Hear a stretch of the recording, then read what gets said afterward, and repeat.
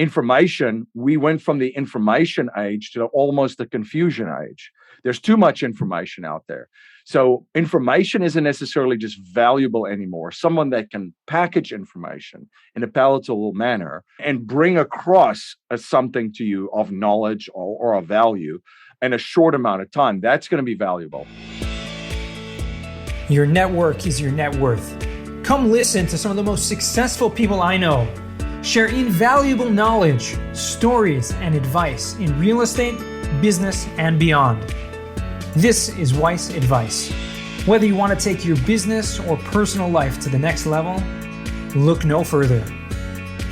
Welcome back to another episode of Weiss Advice. This is Yona Weiss, your host, and with me today I have an amazing guest. You guys, if you don't know MC Laubscher, you are about to get blown away because MC has been consistently adding value for as long as anyone can imagine. Before it was cool to add value, he was adding value. So pleasure to have you here on the show, MC. How are you? Fantastic to connect and speak with you again. Things have been fantastic and looking forward to our conversation. Absolutely. And for those of you who don't know who MC Laubscher is, he's the host of the Cashflow Ninja podcast. You guys may have heard of that. Actually, one of the first podcasts that I was a guest on back 4 years ago or so, 4.5 years ago. So that's pretty cool, kind of bringing this full circle here. He is the author of a brand new book called The 21 Best Cashflow Niches. And we want to get into that today. And I want to learn a little bit about your background, MC, and how you got into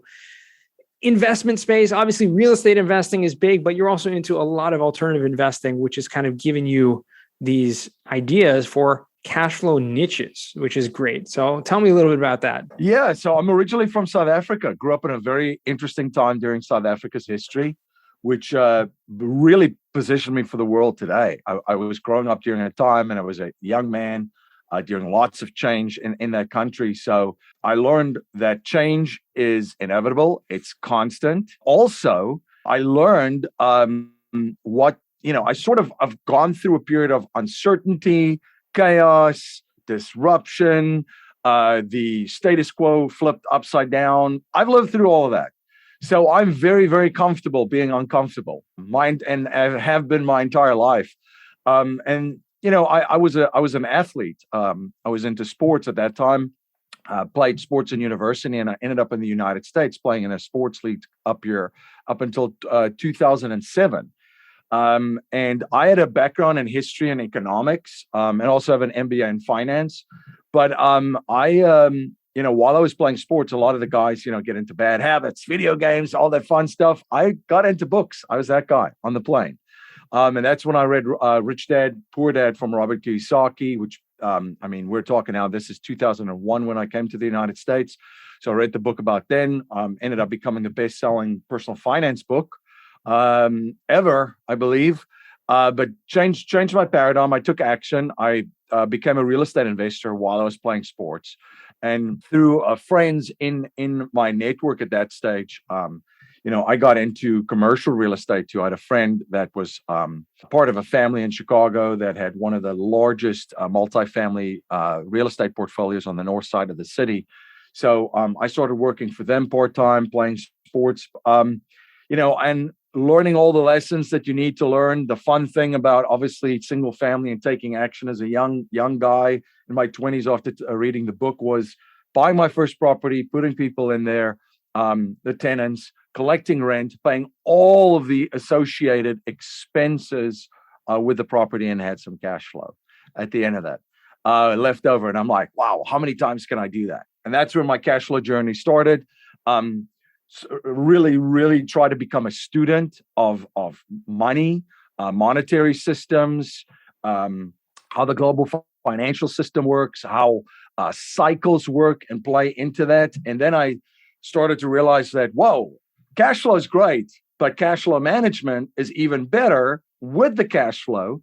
And banks really do a great job of doing that. Started studying banks, and then kept on investing in different niches after I learned a very valuable lesson, which is kind of the trifecta: the cash flow, the banking, and partnering with Cashflow Ninjas was the third one. What was that third one? Partnering. Say that again. Partnering with Cashflow Ninjas. Oh, Cashflow Ninjas. Yeah. Okay. So I was going to ask you about that before you get onto that tangent. What is a Cashflow Ninja? I mean, so you coined this term, but it's become much bigger than a podcast, obviously, right? It's become and much bigger than a brand. It's become kind of has a life of its own, if you will. Yeah. And a Cashflow Ninja is, here's when I realized what a Cashflow Ninja is. So I was trying to break into the multifamily commercial real estate. And I eventually, I started right at the bottom, cleaning properties to eventually being part of construction crews, being part of with apartment turnovers, property management, leasing, scanning tenants, until eventually doing property management of about 1,000 units at that point, got my broker's license. And I started to become part of an acquisition team of this friend's company. And I was going after this one real estate investor. I knew he had a whole portfolio of properties and I knew he was ready to sell. And it was great location, great properties. And of course, the young guy that I was at the time aggressively pursued this person, but never got anywhere with it. So I went in early one morning into the office. I think it was around 7 o'clock or so. I was in there and that individual just walked out of my broker's office and he had just sold his entire portfolio to my broker and his partner because they had a brokerage firm, but they also had an investment on. And I'm like, wait a second, there's a lesson here. What just happened here? And then I'm thinking like, on the north side of the city of Chicago, these guys are the players. If you're even thinking about purchasing a property or selling a property, you would come to talk to these guys first. This would be your number one stop. Everybody knows them. They have the largest portfolio. They know every single corner of that market. There's no way you can compete with those folks, either buying or selling it. And they had capital too, which means they could just buy properties. If they like it, they keep it, cash. If this isn't specifically what they wanted, they could sell it to someone else, which this might be something that they're looking for, and flip it to another investor. And I'm like, these guys are Cashflow Ninjas. How do I compete with these guys? I can't. A weekend warrior, somebody that even is working, 40, 50 hours a week by themselves is not going to be able to compete with these Cashflow Ninjas because they are the dominant player in that market, in that space. Right. They're Cashflow Ninjas. So I started looking through a different lens at the world. And I'm like, this is it. In every space, you've got these ninjas that they are the players. So instead of trying to compete with them, how do I partner with them? How do I find a way to become a partner with them, to invest with the best operator, to invest in the best deals that are available, because they're going to get dips first of the best deals that are available in the best market. So it kind of changed that perspective. And it was kind of that third missing piece, cash flow, becoming your own bank, and then boom, partnering with Cashflow Ninjas instead of doing everything yourself. And that led to, the Cashflow Ninja podcast, interviewing Cashflow Ninjas, which, as you mentioned, became a podcast, which is now downloaded in 180 plus countries, millions of times, became its own education company, now with books and programs and so forth, and also really helped me build my other companies and be a part of other companies that I'm involved with. Right. And it's awesome. I mean, it just goes to show you that if you find the few things, right, you don't have to do everything. Find 1, 2, 3 things that are needed to be great, and then just focus all of your energy on that. Then, it may take years, right? Obviously, this has been going on for years. You didn't become, it's not, I like to say, it's not the get rich quick, but it's the get rich for sure program, right? But it does take a while. We're talking about a podcast that you said millions of downloads, 180 countries. I mean, over 700, 800 episodes. I mean, that's a lot of content and a lot of amazing people that you've come in contact with over the years. Yeah, that's what I always say to folks. They're like, wow, this is like now 850 episodes, like all these. I said, yeah, it only took me 6 years. And then, from the investment standpoint, everybody's like, what did you do? How did you do it? How can I do it ASAP? I said, This is 2 decades. This is Right. 2 decades worth of work. There's no shortcuts to wealth. There's no get rich quick. If anybody knows about it, by the way, please let me know. I haven't figured that one out. A lot of the other very wealthy individuals that I talk to, they haven't figured it out either. It's just, it's just pursuing excellence in your craft. And again, the ninja part, my dad is in martial arts. That's where I learned that. And he pursues excellence in his craft daily. And he's 72, 73, could still do clap push-ups, off the ground and still beat me up. And I'm a pretty big guy, and it's just because every single day he's just trying to get better every single day. And he measures himself against what he was yesterday, and what he wants to become in the future. So that's kind of what I did on my business and investing journey too.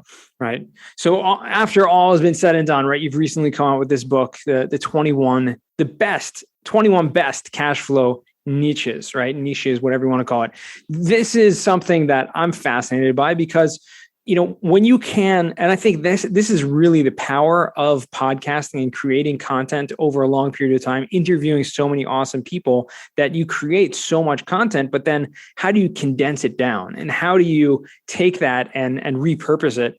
And a book like this is just a masterpiece of bringing that together because you've interviewed some of the greatest minds in finance and investment in this generation and condensing some of those ideas down. Tell me what inspired you to do? I mean, I projected onto what I would have, how I came to that result, but what inspired you to create this specific book? Yeah, there's two things that are going to be very valuable in this new economy, in this new world, regardless of what happens in the environment. And it's going to change rapidly and very, very quickly. I mean, it's going to be very disruptive. But two things is intellectual shortcuts and network shortcuts. So information, we went from the information age to almost the confusion age. There's too much information out there. So information isn't necessarily just valuable anymore. Someone that can package information in a palatable manner and bring across something to you of knowledge or of value in a short amount of time, that's going to be valuable. So instead of listening to 850 podcasts, hours and hours and hours of content, well, why don't you can access all of it in a book, which you could read in about an hour and a half, 2 hours, and or listen to it, and basically get the best ideas that have been shared over 850 shows. And the other thing is network shortcuts, the same thing too. It took me 2 decades to build my network. Instead of taking 2 decades to build a network, you can plug into already existing network. It's very valuable. That's why masterminds have just taken off, and it's like a rocket, rocket ship, because people get to plug into a network which would take you a very, very long time to build yourself. But yeah, the inspiration for the book was, people kept asking me, MC, you've interviewed all these folks for 6 years. What are some of the best ideas and opportunities that you have come across that people have shared on your show? And I mentioned this to a friend that, he's a best-selling author. I said, I think I have an idea for a book. I'm going to take the best ideas and opportunities that have been shared on my show. I'm going to bring it all together in a book. What do you think? And he said, did you write the book yet? And I said, no. He said, well, why haven't you? And I said, okay, I guess that's the green light if a best-selling author tells you that. So that was kind of it. I wanted to bring together an intellectual shortcut for folks. And the other thing that I talk about quite a bit that I'm pretty passionate about is to share with folks the importance of diversified income streams right now. I don't think there's a time period where it's more important. And unfortunately, a lot of people have already found that out, right? Over the past two years and a couple of months, people have already figured out, wow, I had one source of income, or I had one income stream. And just like that, overnight or in a couple of weeks, it was gone. And in the book, I also share, you don't have to be the expert in every single niche. There's already a Cashflow Ninja there. You just have to find them. So learn, build up your knowledge base. You can immerse yourself, as I have, in a lot of these niches that I personally invest in, and then find the best people, and then you partner with them. And that allows you to do that. Otherwise, there's no way you can know every single thing about every single niche and also invest profitably in that niche, right? But yeah, it's absolutely important that folks think about diversified income streams in different niches. So if one goes away, you still have other income streams. Yeah. So when you're talking about investing, obviously you have to learn about different investment streams in order to properly invest, right? You can't just blindly throw your money here, there, everywhere, right? That's not going to be a good, sound investment strategy. However, when you're talking about partnering, how do you go about partnering? Obviously, the education component of investing and finding alternative assets to invest in, I relate to, I can understand. But when it comes to partnering, like how do you go about doing that? Are you talking about just partnering in terms of investing as a limited partner, or are you going beyond that and actually creating businesses, creating partnerships? Tell me a little more about that. I'm curious. Yeah, so you can partner as a limited partner, as a passive investor. So you don't have to deal with the daily operations. And that's the great thing. When folks read this book, the first thing that comes to mind is, oh my goodness, I have to do this and I have to invest in this and I have to do that. And then essentially they step back and they go, oh, this is like 5 new jobs that I'm going to take on. Well, you don't have to take on 5 jobs. You can invest as a passive investor, focus at what you're good at, keep on increasing and growing your income in whatever capacity it is, as a business owner, entrepreneur, as a high-paid professional, and then deploy that capital into buying more income streams, as I call it, in different niches. But to your point, do not invest in anything that you don't understand or know about. Know when you're saving, know when you're investing, and know when you're speculating. Everything has risks. I'll give an example. The crypto space, which most people think you have to buy a doggy coin that moonshots to get rich, but there's actually a way to do that, and that's a speculative play. You're a speculator there. But there's actually also a way to be an investor in the crypto space. And there's a way to actually position capital in a shape or form of savings. So if you immerse yourself, you understand the ecosystem, you study what the Cashflow Ninjas do, you join mastermind groups, peer groups, you buy courses, you go to seminars, you do that for 12 to 18 months, which is what I did before I ever invested in it. As an investor, a speculator early on in other cryptos, such as Bitcoin, but I knew I was a speculator there. How do I become an investor? Well, there's a way to be an investor, just like, there were people investing in the California gold rush, but they didn't mine or pan or dig for gold. They sold the equipment. Right. They sold the shovels. They sold the clothes like Levi Strauss. They provided housing, entertainment, food, financial services like Wells Fargo. Those were investors. The speculators there were the folks that try to get their riches finding the gold.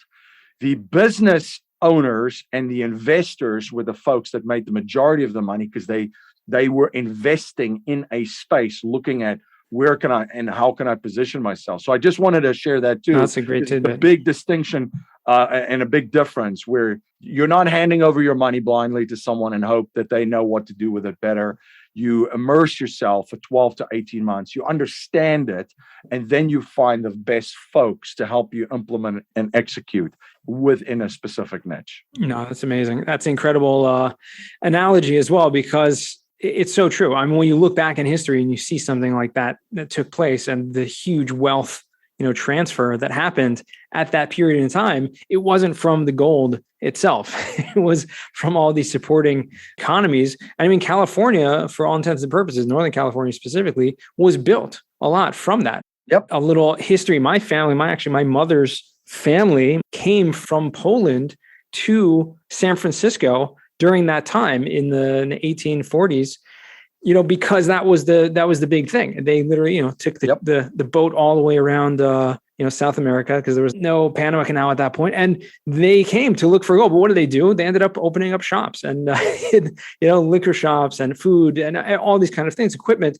and established, at that point, San Francisco and all these other communities were building up around Northern California. So in a kind of investment space, or even in the crypto or other spaces like that, be a part of the environment that is surrounding these investments that's really going to change for the better. So that's a very interesting perspective on that. Yeah, and the same with cannabis. So think about the cannabis space. I said this when it started to get traction in the United States. I said, if you're a lawyer right now, drop everything what you're doing and start a law firm specifically in the cannabis space. Do you think that's going to be a home run or two? I mean, they're never going to run out of work, ever. Similar opportunities exist in the crypto. Think about it this way, right? Do you think taxes is going to be an issue in the crypto space in the coming years? Of course it is. So if you have a skill set and a knowledge base of taxes, I mean, you would never run out of work, ever, in the crypto space.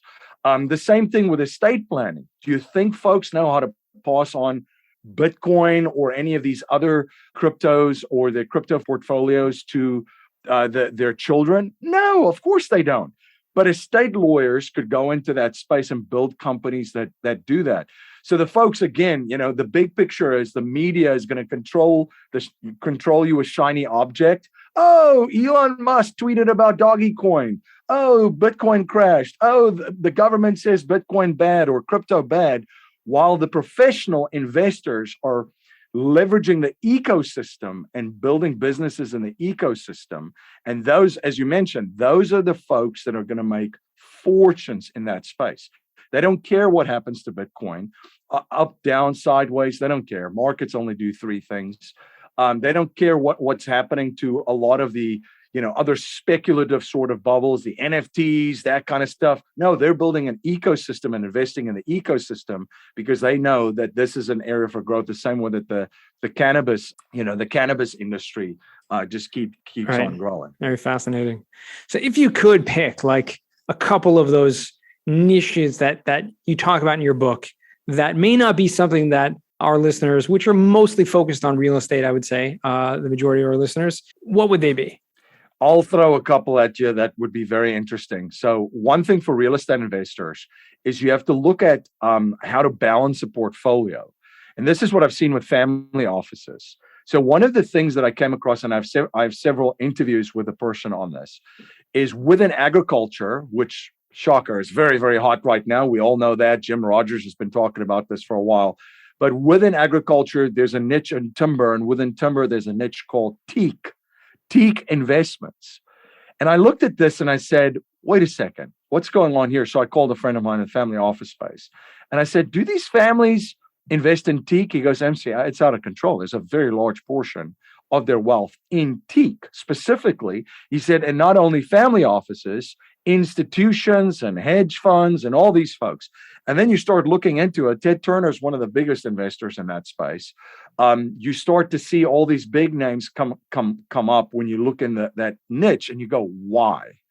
Well, they have businesses, let's just say in family office and families that have their wealth managed in family offices. They have businesses, they have real estate.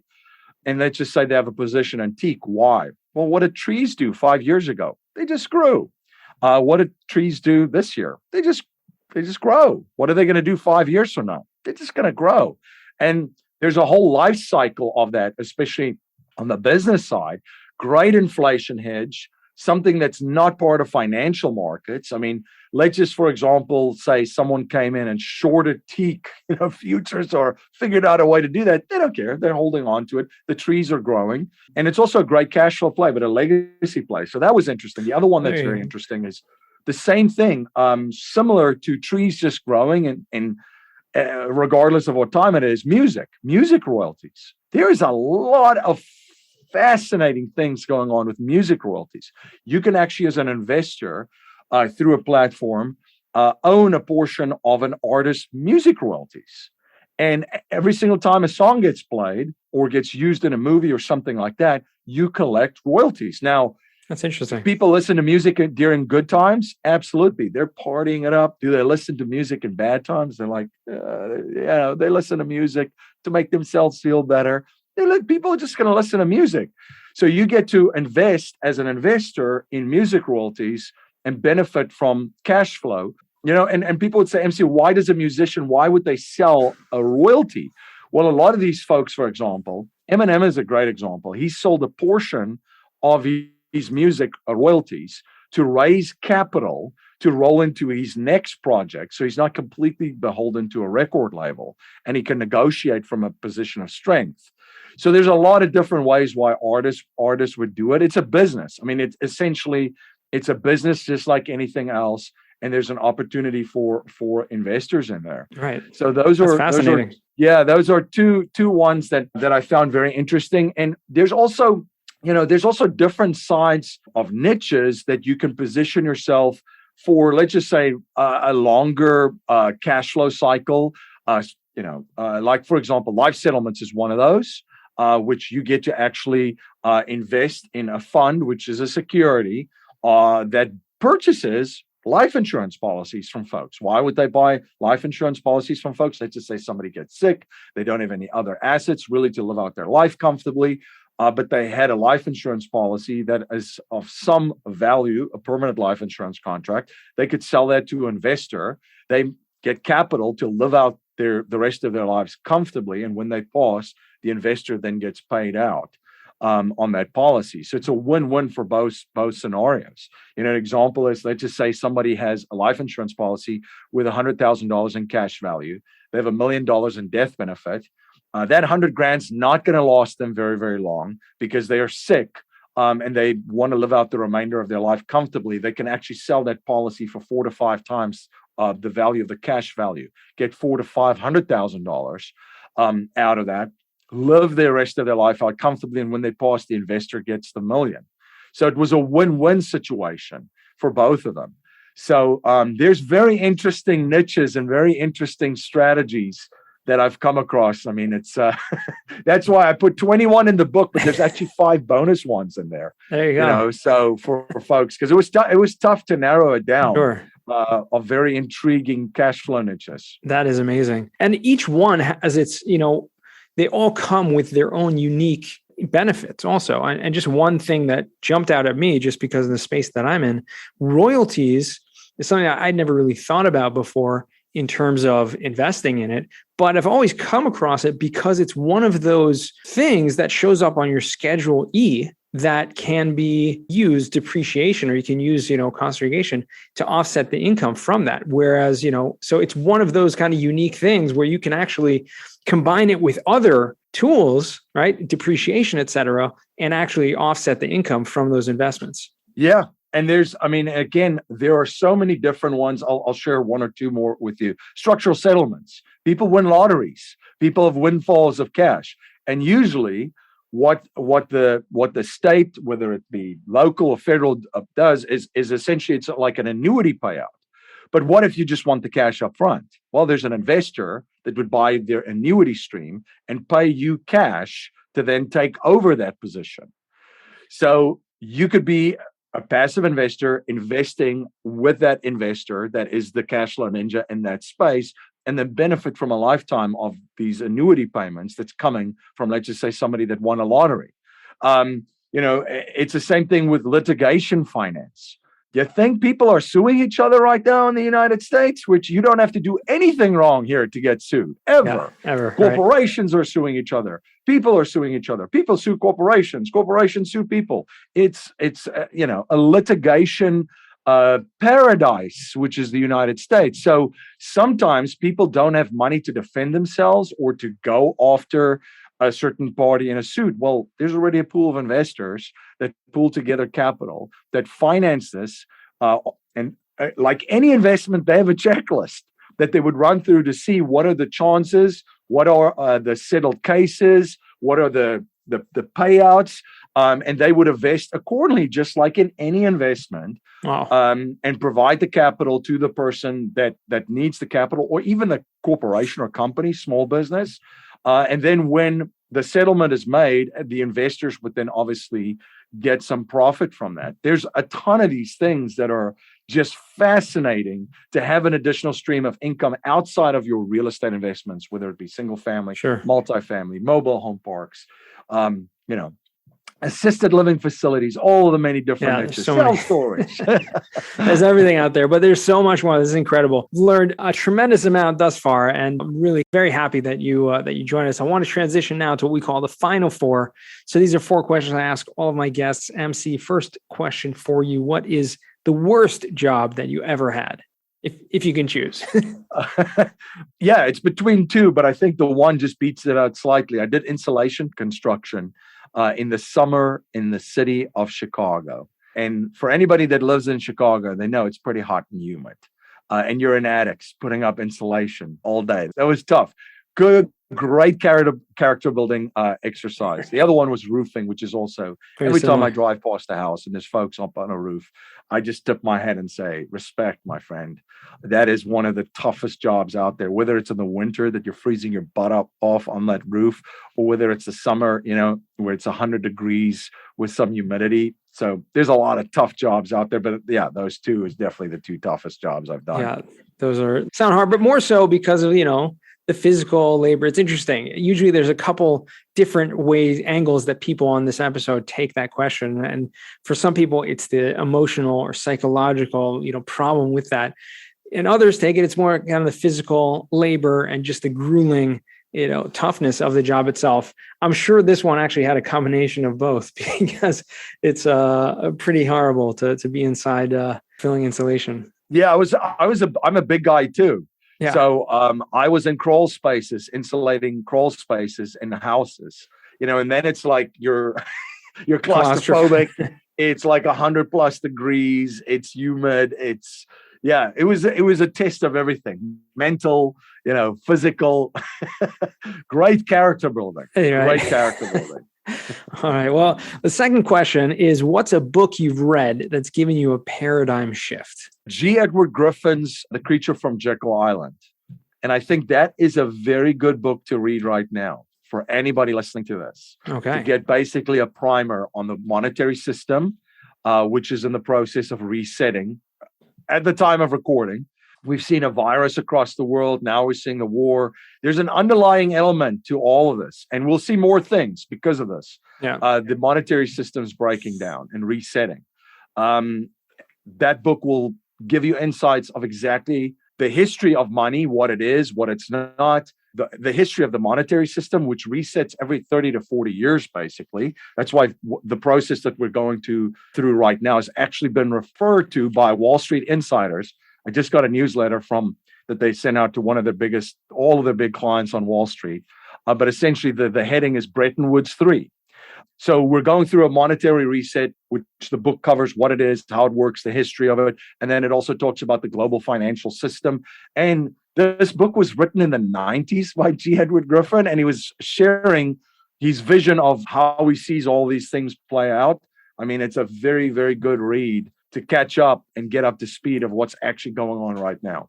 That's incredible. Okay, we'll definitely put that on the reading list and move it up, because it sounds like it's very relevant for these times. Yep.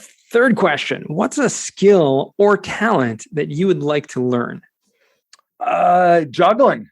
I have a lot of fun with my kids. I have 2 young kids, and one of the goals, and I made it a personal one. I have obviously some business ones that I want to do too, but you got to have fun too. You got to have some fun.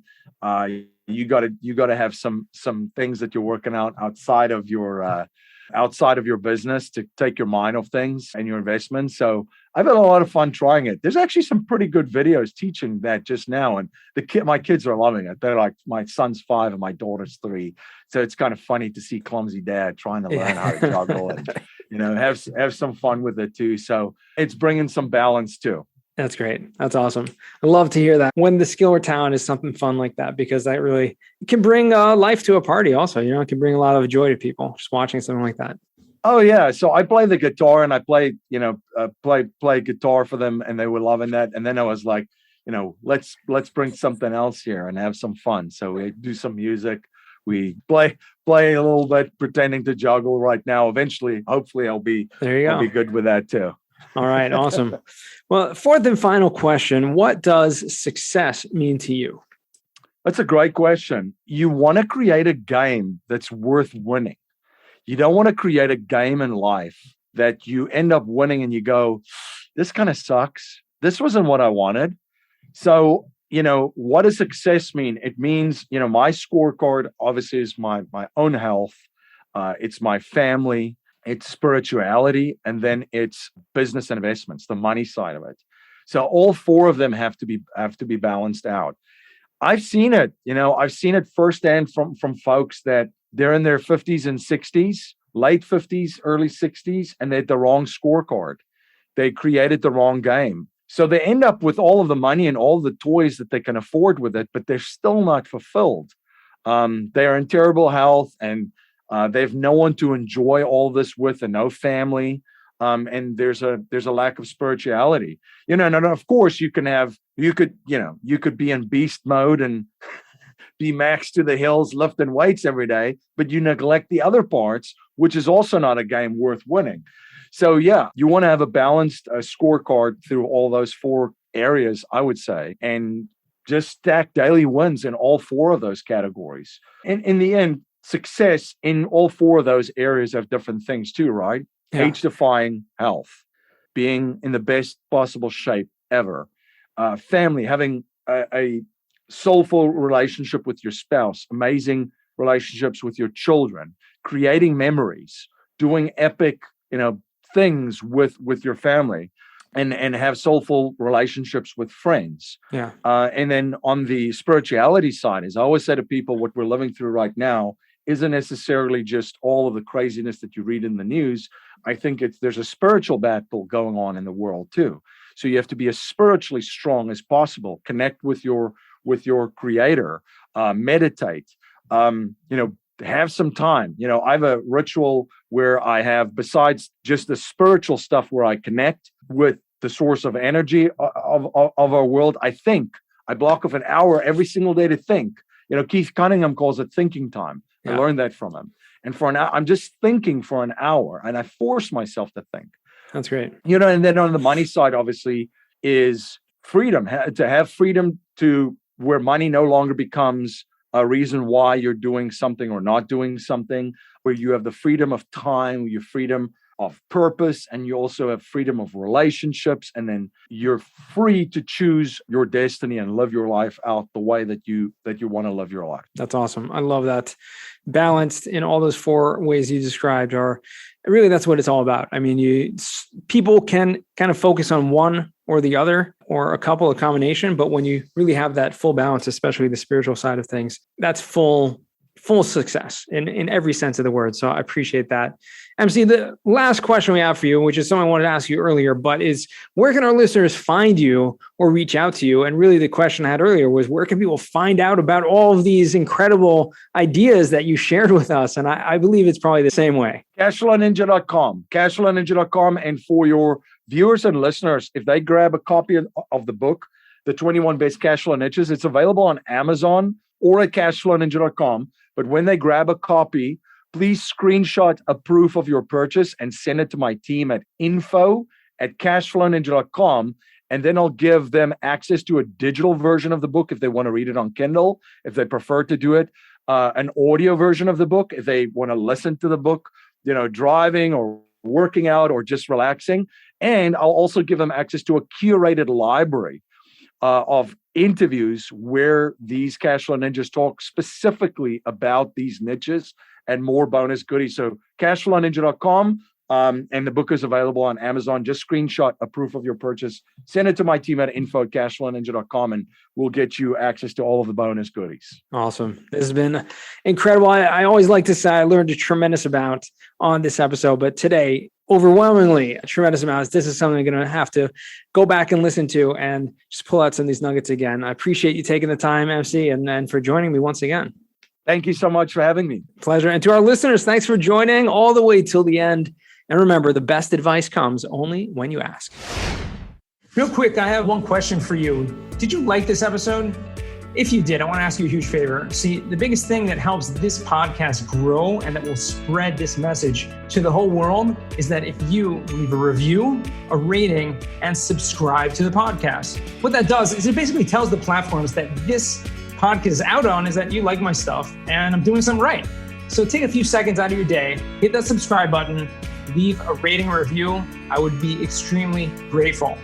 Also, I want to hear from you guys. So I want to hear some feedback. If you have any questions for future episodes, please find me on LinkedIn, send me a DM, connection request, Yona Weiss, and I'd love to hear from you.